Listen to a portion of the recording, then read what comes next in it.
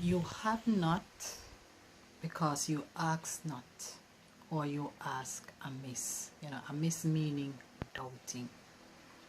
Now, the story I'll be sharing with us comes from 2 Kings, the book of 2 Kings, chapter 13, and I'll begin at verse 14. It says, Now Elisha was fallen sick of his sickness, whereof he died. And Joash the king of Israel came down unto him and wept over his face, and said, O my father, the chariot of Israel and the horsemen thereof. And Elisha said unto him, Take bow and arrows. And he took unto him bow and arrows. Verse 16, And he said to the king of Israel, Put thine hand upon the bow, and he put his hand upon it. And Elisha put his hands upon the king's hands. And he said, Open the window eastward. And he opened it. Then Elisha said, I'm reading verse 17. Then Elisha said, Shoot. And he shot. And he said, The arrow of the Lord's deliverance.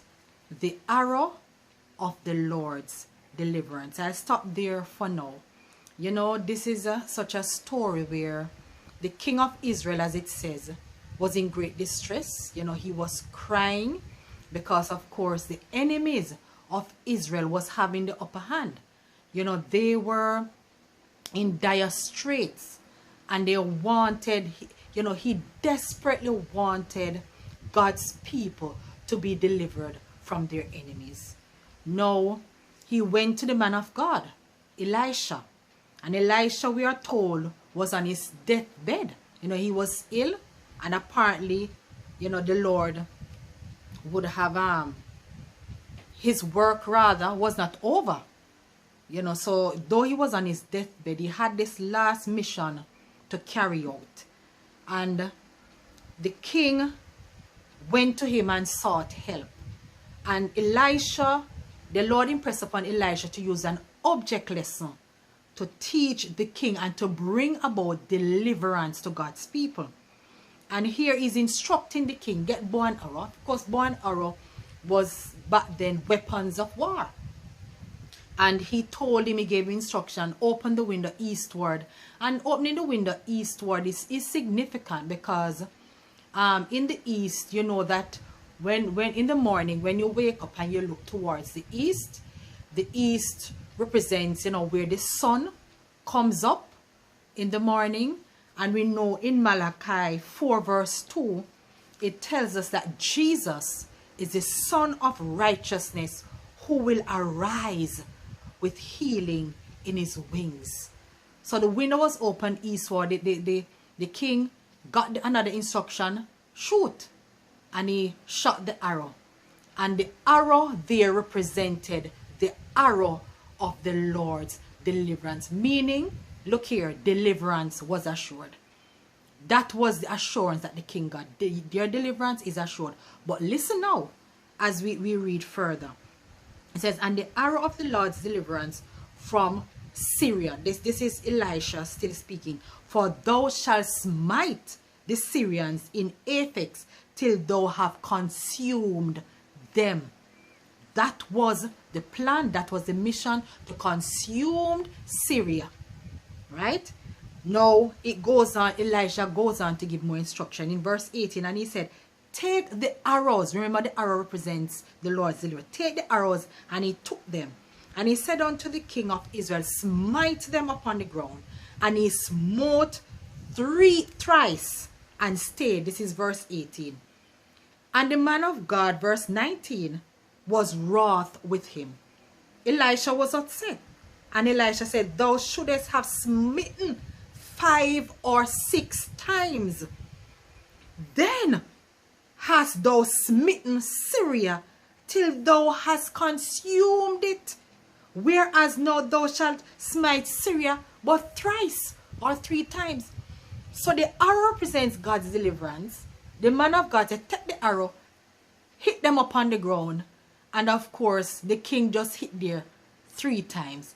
And Elisha was upset. Why? Because Elisha said, that is not enough.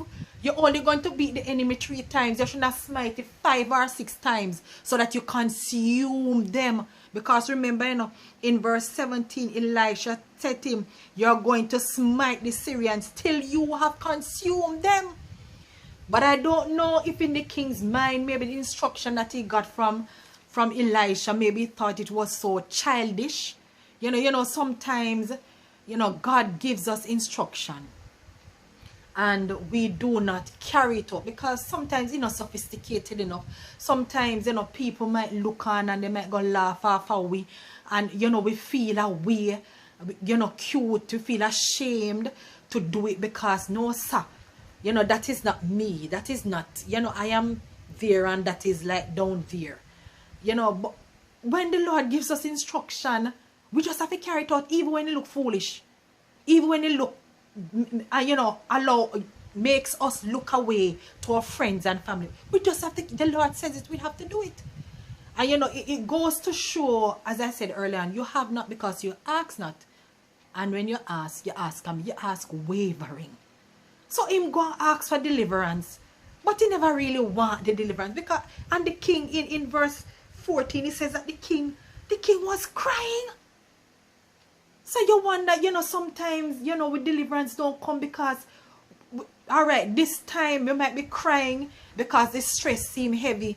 And as soon as, you know, maybe we say to somebody and we feel like a relief, we just kind of just relax and say, all right, you know, it's not so bad after all. No, in these circumstances, when you want deliverance from the enemy, you cannot give up.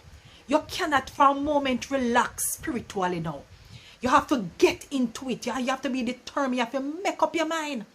You know, we have some terms locally that we use.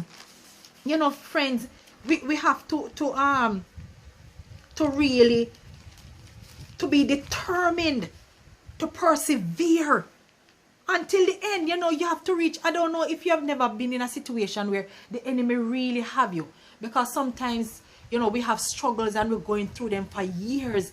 The enemy does have them over us. And we're struggling. It's so we get up and so we drop back down. We get up, we drop back down. We're just struggling and struggling. It seems as if we're just not going to make it. You know, and there comes a point in time. I have experienced it when you just say, look, I'm tired of this thing, and I know I want this thing to go. I want to live clean. I want the Lord to inhabit this vessel because I belong to the Lord. You know, that I believe was probably the king's frame of mind when he initially went to Elisha for help. And though Elisha even put his hand on the king's hand symbolically, because they were agreeing, Elisha was agreeing with the man of God on this matter. But the man of God, the king, came up short in the end. And instead of complete deliverance, he only got partial. And sometimes that is what happens to us. We give up too easily. We give up too easily, friends. We must reach a point in our lives. So look here, we say, we take to the end, we say, look, enough is enough, enough. Me can't take no more. Me tired of this. I need to live a wholesome Christian life. You know, you have to reach a place where you use terms such as, look here, you put on your game face. You're in a militant mode. You're not skin no teeth. You're ready for the Lord to act and to bring the complete deliverance to you. But if you go give up so easily, it's not going to work. If you're going to think that the instruction that you're going to get, you know, and it reminds me of Naaman. Naaman had leper. He was a leper. He had leprosy. And he got word that he should go to Israel. Because the prophet there's a prophet there who can heal him. And when he went there, of course, he went to the king, because letter from king to king, you know, the whole protocol thing. And of course, eventually, Elisha heard of it and sent and called Naaman. And Elisha personally never went out to Naaman. And he said you can find it in 2 Kings chapter 5. And he said to his servant, go out there and just tell him to go and wash in the river of Jordan 7 times, and he will get his deliverance. And of course, when I read the story, Naaman was upset. He said, this man didn't even come out to me personally, because I guess because he was the head of the army, somebody important, and the man never come out to me personally.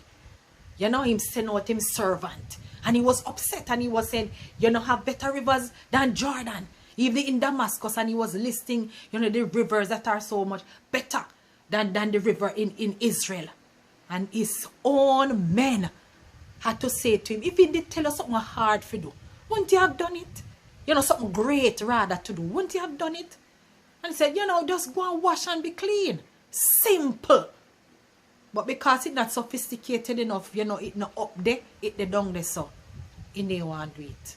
But eventually, though, he did listen to his men.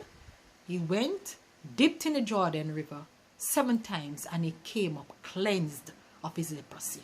Unfortunately, King Joash did not get his complete deliverance.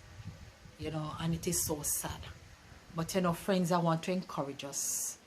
Follow God's instruction. Be humble, because that is what the king lacked. Be humble. When he gives you the instruction, carry it out. You're not bigger than God. There's no task that God can give you where, you know, it down this and you up there. So if that is the case, that speaks to your level of spiritual connection. You need to consider your ways. Look again and give it all over to Jesus. Friends, God is willing. You know, if we are willing, rather, God is able. There is no mountain that he cannot remove. So let us listen and obey. God bless you.